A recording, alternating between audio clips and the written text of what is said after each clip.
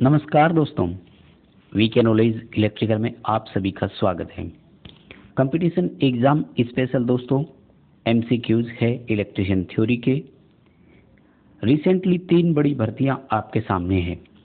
DRDO, Himachal Pradesh SSC और यूपीआरवीएनएल का टीजी2। काफ़ी इम्पोर्टेंट क्वेश्चन है, कंपटीशन एग्जाम ओरिएंटेड क्वेश्चन है, यानी इस तरह के क्वेश्चन प्रतियोगी परीक्षाओं में हमें देखने को मिले हैं। काफ़ी अनुभव भी है। डीआरडीओ के पिछली 3 भर्तियों को हम फॉलो कर रहे हैं, सो काफ़ी अच्छे क्वेश्चन इस वीडियो में आपको देखने को मिलेंगे। कंप्लीट लास्ट तक देखना, ये सभी क्वेश्चन आपको एक बार में समझ में आ जाएंगे, कभी नहीं भूलेंगे। चैनल से पहली बार जुड़े हैं तो चैनल सब्सक्राइब जरूर करें। ये वीडियो अपने दोस्तों को फॉरवर्ड करें ताकि वो भी इसे देख सकें, हमारे साथ जुड़ सकें। इस वीडियो के डिस्क्रिप्शन में लिंक दिया हुआ है, हमारा एंड्रॉयड ऐप डाउनलोड जरूर कीजिए। ऐप में हम मोस्ट सूटेबल कोर्स आपको प्रोवाइड करवाते हैं, जहाँ video classes, topic wise notes, online test और भी ऑब्जेक्टिव क्वेश्चन आपको पढ़ने को मिलते हैं। आइए दोस्तों, आज के क्वेश्चनों से हम शुरू करते हैं और आज का नंबर 1 सवाल आपकी स्क्रीन पर है। इस क्वेश्चन को बहुत आसान नहीं समझना है आपको, क्योंकि एक बार की तो आपको ऑप्शंस देखने में ही लगेगा कि इसका तो ऑप्शन ही नहीं है। अच्छा क्वेश्चन है, एग्जाम में आजकल इसी तरह के क्वेश्चन आ रहे हैं। आपकी तैयारी अच्छी है, इसलिए हो सकता है कि आसान लगे आपको। आइए जरा बात करते हैं क्वेश्चन की। 1 ओम प्रतिरोध वाले एक एलिमेंट की चालकता का मान क्या होगा, हमसे ये सवाल पूछा जा रहा है। यानी रेजिस्टेंस दिया हुआ है और कंडक्टेंस पूछा जा रहा है। माय डियर, जी बराबर 1/r होता है और 1/1 करोगे तो उत्तर भी कितना आएगा, 1। चालकता की इकाई महो होती है, डी उत्तर कर देंगे 1 महो। जनरली क्या है कि 1 देखने के बाद है ना, बच्चों के दिमाग में उल्टा पॉइंट आंसर आता है, तो वो 0.1 आंसर ढूंढ रहे होते हैं कहीं ना कहीं। और ऐसा मैं इसलिए कर रहा हूँ क्योंकि मुझे ये क्वेश्चन कई बच्चों के द्वारा सेंड किया गया था, इसलिए मैं ये बता रहा हूँ। तो खैर फिलहाल आपका डी उत्तर सही रहेगा। यहाँ पर 1 महो आपको इसका आंसर करना है। अब इस तरह के क्वेश्चन पेपर में आते जरूर है आजकल, ध्यान रखना। 2 ओम देकर के उत्तर पूछ लेते हैं, 5 ओम देकर के आंसर पूछ लेते हैं। यानी जी और आर वाला जो ये आपस में रिलेशन है, इस फॉर्मूले को आप याद रखिए। यहाँ से एक छोटा न्यूमेरिकल आजकल वो पूछे जाने लग गए हैं। देखिए अगला सवाल केसीएल पर आधारित है, किरचॉफ करंट नियम पर। किरचॉफ करंट नियम के बारे में जितनी बातें बोली जाए आप सब जानते होंगे। इनकमिंग करंट जो टोटल होती है वो आउटगोइंग टोटल करंट के बराबर होती है। जंक्शन पर धाराओं का बीजगणितीय योग सदैव 0 होता है। यानी आप इनकमिंग करंट और आउटगोइंग करंट दोनों को प्लस करेंगे तो आंसर 0 आएगा।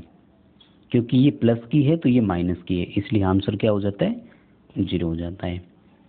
केसीएल जो होता है, ये ध्यान रखना, आवेश संरक्षण के सिद्धांत पर कार्य करता है। पेपर में क्वेश्चन पूछे जाते हैं, ध्यान रखिएगा, ठीक है ना। किरचॉफ के नियम अप्लाई कहाँ होते हैं, ऐसा भी कई बार क्वेश्चन पूछ लेते हैं, तो ध्यान रखना एक्टिव पैसिव दोनों परिपथों पर लागू हो सकते हैं किरचॉफ के नियम। अब आइए इस क्वेश्चन का आंसर करते हैं। किरचॉफ नियम में धाराओं के संबंध क्या है, चित्र देखना है और आंसर देना है। अगर आप डायग्राम को ध्यान से देखें तो I1 जो है वो इनकमिंग है और 2 और 3 जो है वो आउटगोइंग है। सिंपल सी बात है ना। अब आप इसकी क्या कर सकते थे, 2-3 तरह से उत्तर दे सकते थे। मैं आपको थोड़ी जगह खाली कर लूँ और बता दूं, कुल आप यहाँ 3 तरीके से आंसर दे सकते थे। मैं आपको बताता हूँ कैसे कैसे, है ना। देखो, आप आंसर ऐसे दे सकते थे कि incoming current is equal to outgoing current. यानी एक ऑप्शन तो आपका ये बनता है कि I1 का मान जो है वो 2 और 3 के मान के योग के बराबर है। अब किरचॉफ का वो सिग्मा वाला रूल फॉलो कीजिए कि सिग्मा I बराबर 0 होता है। तो फिर ये क्या बोलना चाह रहा होगा गुरु, ये यूं बोलना चाह रहे हैं हमें कि अगर आप इन सब का ट्रांसफर कर दें 2 और 3 को बराबर से पहले ले आते हैं तो देखिए जो प्लस की है वो माइनस की होगी कि नहीं। इन सब का आंसर जो आएगा वो कितना आएगा, 0, जैसा कि आप ऑप्शन ए में देख पा रहे होंगे।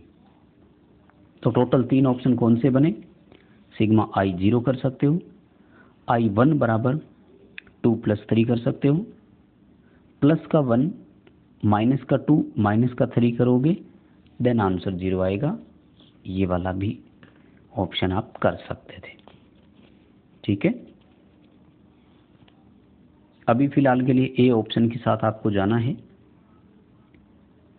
देखिए अगला सवाल क्या कह रहे हैं कि उस परिपथ का तुल्य प्रतिरोध कितना होगा जहां 3 ओम और 6 ओम के प्रतिरोध समांतर है और 8 ओम का प्रतिरोध इनके साथ श्रेणी क्रम में लगा हुआ है। मैं आपको इसका एक डायग्राम बनाकर दिखा देता हूं। ये यूं कह रहा है कि एक रेजिस्टेंस 3 ओम का यहाँ जुड़ा हुआ है, दूसरा रेजिस्टेंस 6 ओम का यहाँ जुड़ा हुआ है और ये दोनों पैरेलल में हो गए। इनके साथ श्रेणी क्रम में एक रेजिस्टेंस लगा हुआ है 8 ओम का। ये है श्रीमान आपका डायग्राम जो आप अपने स्क्रीन पर देख पा रहे हैं। इसका वो करें आंसर बताइए। तो देखो क्या करना है, सबसे पहले इस 3 ओम और 6 ओम वाले का आपको टोटल करना है। इसके लिए या तो आप फॉर्मूला वो लगा लीजिए R1 × R2 बटे R1 + R2 वाला, तो आपका उत्तर आ जाएगा 2 ओम, ठीक है। और जो 8 ओम का रेजिस्टेंस है उसको एज इट इज रखिए 8 ओम। अब आप इस डायग्राम को ध्यान से देखिए, ये दोनों रेजिस्टेंस आपको सीरीज में जुड़े हुए नजर आ रहे हैं। बहुत सिंपल सा क्वेश्चन है, मुझे लगता है कि बहुत आसानी से आप इस क्वेश्चन को कवर अप कर लेंगे। क्या आंसर करोगे इसका, ए ऑप्शन है 10 ओम, ठीक है। समझ ही गए होंगे सारे। डायग्राम बनाते ही कई सारे बच्चे होते हैं जिनके दिमाग में फिर उत्तर आ जाता है ना। पहले ये 2 है इनको हल करना था और बाद में सीरीज वाले को हल करना था। अगला देखो, इलेक्ट्रिकल एनर्जी कैलकुलेशन के लिए कौन सा फॉर्मूला अपनाया जाएगा। बहुत इंपॉर्टेंट क्वेश्चन है दोस्तों।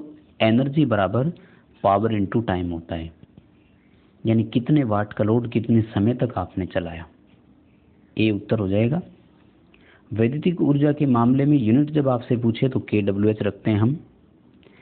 एक kWh को ही हम 1 यूनिट बोलते हैं और यूनिट का पूरा नाम होता है BOT।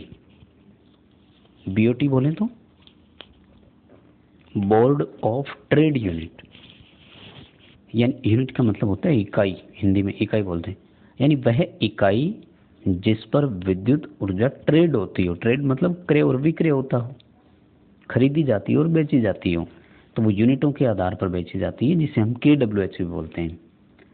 और इसमें जूल कितने होते हैं, किलो कैलोरी कितने होते हैं, इस पर भी मैंने एक टॉपिक पहले करवाया हुआ है, उसे याद जरूर रख लेना। एक बार राउंड फिगर में बता रहा हूँ, 1 kWh में 860 किलो कैलोरी होता है, इतना याद जरूर रख लेना, ठीक है। 1 kWh में 861 होता है, वैसे कई जगह 860 कई जगह 861 भी उत्तर आपको दे देते हैं ना। तो यहाँ तो ऑप्शन आपके सामने है ही, कोई दिक्कत नहीं है।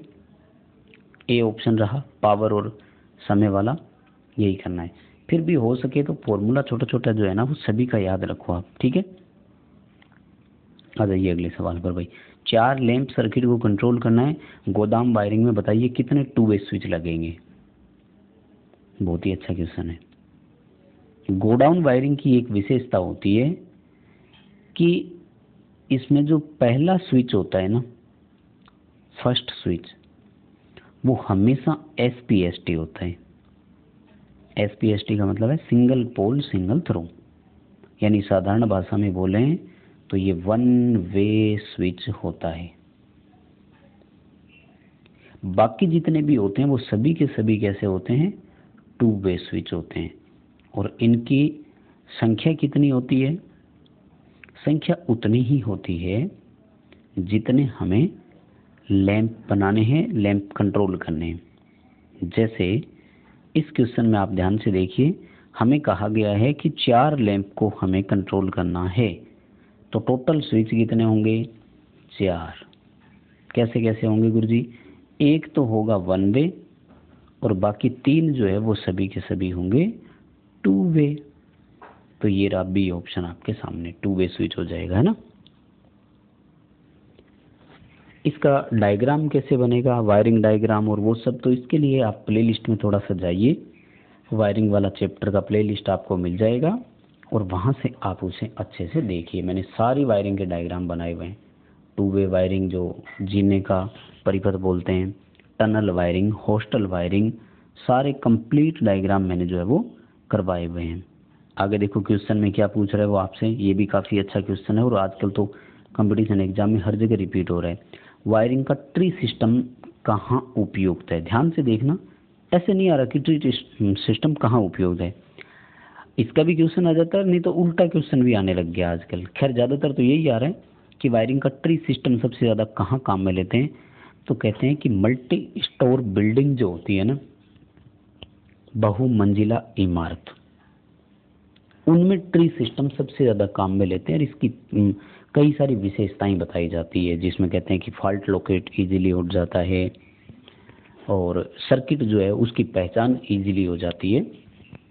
डी ऑप्शन करना। आजकल क्वेश्चन उल्टा भी आता है, ये पूछ रहे हैं कि मल्टी स्टोर बिल्डिंग अगर है तो कौन सा वायरिंग सिस्टम काम मिलेंगे, क्योंकि वायरिंग सिस्टम 3 तरह का है। एक तो ट्री सिस्टम है, नंबर 1 इसी को दे देता हूँ मैं, और नंबर 2 जो है उसको अपन बोलते हैं dB system, distribution box system, जो कि सबसे उपयुक्त सिस्टम माना जाता है वैसे तो, इससे बेटर कोई ऑप्शन नहीं है। और तीसरा है रिंग सिस्टम, और रिंग सिस्टम ऐसा है जो वायरिंग का भी है और वितरण प्रणालियों का भी है, ये ध्यान रखना। वितरण प्रणालियों के 3 सिस्टम होते हैं, वो अलग है। आगे देखिए, मेगर से रिलेटेड क्वेश्चन है भाई, बहुत अच्छा क्वेश्चन है ये।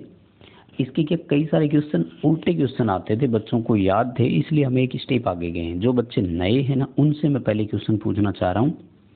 मान लीजिए आपसे पेपर में सवाल पूछा जाए कि एक मेगर में कंट्रोल स्प्रिंग की संख्या कितनी होती है। ध्यान से सुनना, इंडिकेटिंग इंस्ट्रूमेंट जो होते हैं ना, उनमें कंट्रोलिंग बल लगता है और कंट्रोलिंग बल 2 तरह का होता है, स्प्रिंग कंट्रोल और ग्रेविटी कंट्रोल। तो पेपर में सवाल पूछा जाएगा मेगर में स्प्रिंग कंट्रोल की संख्या कितनी होती है, तो मेगर में स्प्रिंग होती है 0, कोई स्प्रिंग नहीं होती। अब दूसरा सवाल यह आता है कि जब मेगर में कोई स्प्रिंग नहीं होती तो फिर कंट्रोलिंग बल कौन प्रदान करता होगा। ऐसा भी पेपर में क्वेश्चन आ चुका है कि मेगर में कंट्रोलिंग बल कौन प्रदान करता है। तो मेगर में कंट्रोलिंग फोर्स कॉइल के द्वारा ही प्रदान किया जाता है। तो 2 क्वेश्चन सुन लो पहले तो, है ना। अच्छा, मेगर किस प्रकार का इंस्ट्रूमेंट है, ये भी क्वेश्चन आता है। तो मेगर मूविंग कॉइल प्रकार का इंस्ट्रूमेंट है। मेगर का उपयोग क्या है, तो मेगर इंसुलेशन रेजिस्टेंस नापने के काम आता है। सुनो इतने सारे क्वेश्चन। मेगर में आपूर्ति कौन सी होती है, तो डीसी सप्लाई होती है। पहले ये कॉमन क्वेश्चन सुनो, फिर आगे बढ़ेंगे, है ना। रिपीट कराता हूँ, सुनिए सभी भाई। मेगर में कंट्रोल स्प्रिंग की संख्या कितनी होती है, 0। मेगर में कंट्रोलिंग बल कौन प्रदान करता है, कुंडलियां। मेगर किस प्रकार का इंस्ट्रूमेंट है, मूविंग कॉइल प्रकार का इंस्ट्रूमेंट है। मेगर का उपयोग क्या है, इंसुलेशन प्रतिरोध नापने के काम आता है। मेगर से आउटपुट सप्लाई किस प्रकार की मिलती है, डीसी आपूर्ति मिलती है।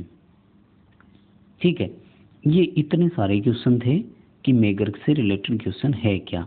अब आ जाते हैं इसी क्वेश्चन पर वापस। वो अपन से पूछ रहा है कि बताइए मेगर का पॉइंटर जो है वो 0 पर क्यों नहीं आ रहा है। अब देखिए इसकी बात क्या है कि मेगर जो है ना, इसका पॉइंटर अनंत से शून्य की ओर होता है, यानी उल्टा चलता है। ठीक है, लेफ्ट से राइट की ओर होता है, उल्टा होता है, और इसके पैमाने को अरेखिक पैमाना कहा जाता है। अब देखो यार, आज तो कितने क्वेश्चन हो गए। मुझे लगता है कि अब तो मेगर से कोई क्वेश्चन बचा ही नहीं है। अरेखिक पैमाना होता है।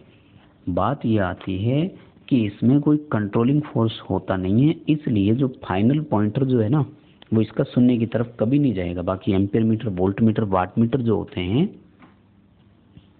इनका हमेशा पॉइंटर 0 पे वापस आ जाता है, क्योंकि कंट्रोल स्प्रिंग होती है और वो स्प्रिंग उसे वापस 0 पर ले आती है। ये बड़ा कारण है। ए ऑप्शन आपको इसका सही उत्तर देना था। आगे देखो, अर्थ टेस्टर जो होता है ना, उससे अर्थ का प्रतिरोध नापने के लिए हम डीसी कभी काम में नहीं लेते। यानी अर्थ टेस्टर में एसी और मेगर में डीसी होती है, ये दोनों में बड़ा अंतर है। दरअसल ये मानते हैं कि जो मिट्टी होती है उसमें रसायन पाए जाते हैं, और अगर किसी रसायन को, चाहे वो अम्लीय हो या क्षारीय हो, अगर उसको डीसी देंगे तो उसमें वैद्युतिक अपघटन क्रिया शुरू हो जाएगी। वैद्युतिक अपघटन होगा तो या तो वहाँ ईएमएफ उत्पन्न होगा या फिर वो कोई और काम करने लग जाएगा। इसका मतलब अर्थ का प्रतिरोध प्रभावित होगा, मान शुद्ध नहीं आएगा। अभी डी उत्तर आएगा यहाँ पर, ठीक है ना। इलेक्ट्रोलाइटिक इफेक्ट से बचाव करना या बचना, ताकि वो मान में कोई किसी तरह का परिवर्तन ना दे दे। आगे देखो, अर्थ प्रतिरोध को कम कैसे कर सकते हैं। अर्थ प्रतिरोध कम करने के कई सारे ऑप्शन है। पहला तो है नमी बनाए रखें वहां पर, ठीक है। दूसरा होता है कि अर्थ पिट की गहराई बढ़ा दो, तब भी हो जाएगा, जो खड्डा आपने बना रखा है वो। तीसरा होता है अर्थ इलेक्ट्रोड की जो लंबाई होती है उसे बढ़ा दो। ध्यान दीजिएगा, कई बच्चे ये सोच रहे होंगे कि प्रतिरोध तो लंबाई के समानुपाती है, अगर अर्थ इलेक्ट्रोड की लंबाई बढ़ाएंगे तो प्रतिरोध बढ़ना चाहिए ना। नहीं, अगर आप अर्थ इलेक्ट्रोड की लंबाई बढ़ाएंगे तो वो और ज़्यादा गहराई में जाएगा। जितना जमीन में जाएगा तो हम सब जानते हैं वहाँ नमी की मात्रा बढ़ेगी। नमी से प्रतिरोध घटता है, ये आप सभी जानते हैं, हम सब भी जानते हैं। तो आपको कई सारे उत्तर देने हैं यहाँ पर, ठीक है ना। हाँ, अर्थ इलेक्ट्रोड की मोटाई बढ़ाकर, ये उत्तर भी आ जाता है कई बार, तो ये ऑप्शन में हो तो उसका भी ध्यान रखना, ठीक है। अर्थ इलेक्ट्रोड की लंबाई बढ़ाना, अभी यहाँ आपको सी उत्तर करना है एक बार, ठीक है। अर्थ पिट की गहराई, यानी खड्डा और खोद सकते हो। नमी बनाइए आप, उसके लिए नमक और पानी, चारकोल, इसका उपयोग करें, ये भी ऑप्शन आएगा। मतलब 5 से 6 तरीके, 2 अर्थ समांतर में जोड़ करके वो उत्तर भी दे सकते हैं। यानी अर्थ प्रतिरोध को कम करने के 5 या 6 ऑप्शन है। आप सबको याद रखें और फिर ढूंढे कि ऑप्शन में क्या दिया हुआ है। जो ऑप्शन में दे रखा है बस उसी को कर देंगे, ठीक है। अगला क्वेश्चन देखो भाई, ये अभी रिसेंटली ओएनजीसी में आया था, मैं इसका पेपर ही हल करवाऊंगा। 20 अगस्त 2022 को ये आया था, तो मैं आपको इसका पूरा करवा दूंगा। सिंक्रोनस मोटर का सवाल पूछा था। देखो, हम सब जानते हैं कि सिंक्रोनस मोटर पावर फैक्टर तब सुधारती है जब ओवर एक्साइट हो और नो लोड पर हो, उस पर कोई यांत्रिक भार नहीं होना चाहिए। और इंग्लिश में बात आ जाती है कि हम इसे सिंक्रोनस कंडेंसर बोलते हैं। अब बात एक ही है कि कंडेंसर को हिंदी में संधारित्र या संघनित्र लिख सकते हैं, कंफ्यूज तो कर दिया ना। लेकिन दोस्तों, कंडेंसर का हिंदी शब्द जो है वो संधारित्र नहीं संघनित्र होता है। कैपेसिटर बोलते हैं इसको इंग्लिश में, इसलिए प्रॉब्लम है यहाँ पर। कुल मिलाकर के आपको फिर ऐसा जब उत्तर आ जाए तो क्या करना है, सी ऑप्शन के साथ जाना है। कंडेंसर वाला शब्द यूज करना है, ना कि कैपेसिटर वाला शब्द। हालांकि दोनों की बात एक ही है, वैसे कोई फर्क नहीं है, पर इन्होंने दे दिया तो दे दिया, प्रॉब्लम तो होगी ना। सिंक्रोनस जनरेटर तो अल्टरनेटर को बोलते हैं, सिंक्रोनस इंडक्टर कोई होता ही नहीं है। कंफ्यूजन तो इन दो में ही है। हालांकि मैंने कम्युनिटी टैब में जब क्वेश्चन डाला तो बहुत सारे बच्चों ने इसमें उत्तर भी दिया, लिख सही रहे थे, ऑप्शन गलत बता रहे थे।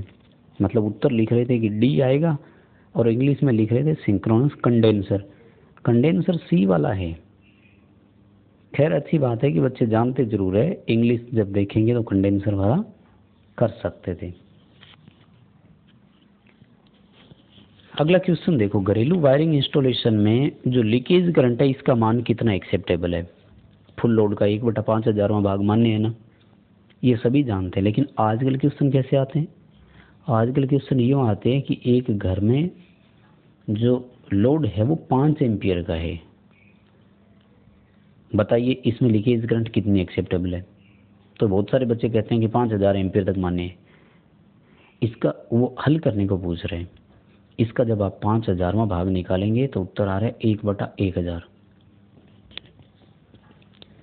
1/1000 को जब आप हल करते हैं ना तो ये उत्तर 1 मिली एम्पियर बनता है। यानी 5 एम्पियर वाले सर्किट में 1 मिली एम्पियर अगर लीकेज हो रहा है तो ये एक्सेप्टेबल है। मेरा ये सवाल देने का तरीका यही था कि मैं ये बताना चाह रहा था कि आजकल इसमें से न्यूमेरिकल पूछा जाने लग गया है, इसी के आंकड़े का यूज करते हुए न्यूमेरिकल बना देते हैं वो, है ना। चलिए अगला सवाल देखो, किस मोटर का स्टार्टिंग टॉर्क हाई होगा। देखो इंडक्शन मोटर का तो किसी मामले में हाई नहीं हो सकता। सिंक्रोनस मोटर कौन सी है, दिया ही नहीं, तो सिंक्रोनस मोटर का तो स्टार्टिंग टॉर्क 0 ही है। क्यों? क्योंकि ये तो सेल्फ स्टार्ट मोटर ही नहीं है। एसी सीरीज मोटर की तुलना में हम डीसी सीरीज मोटर का ज़्यादा मानेंगे। ऐसा जब कभी भी ऑप्शन आ जाए तो हमें कोई प्रॉब्लम नहीं होगी उत्तर हल करने में। डी ऑप्शन आपका यहाँ सही रहेगा, डीसी सीरीज मोटर आपको यहाँ उत्तर कर देना है। तो बस दोस्तों यही थे आज के क्वेश्चन। वीडियो पसंद आए तो लाइक कीजिए, चैनल सब्सक्राइब जरूर करें, वीडियो अपने दोस्तों को फॉरवर्ड करें, डिस्क्रिप्शन में लिंक दिया हुआ है, हमारा एंड्रॉयड ऐप डाउनलोड जरूर करें। जितना लाइक दोगे इस वीडियो को उतना ही आपको जल्द ही नया वीडियो प्रोवाइड करवाने का प्रयास करेंगे। So keep supporting. एक व्हाट्सएप ग्रुप और एक टेलीग्राम ग्रुप में इसे शेयर जरूर कर देना।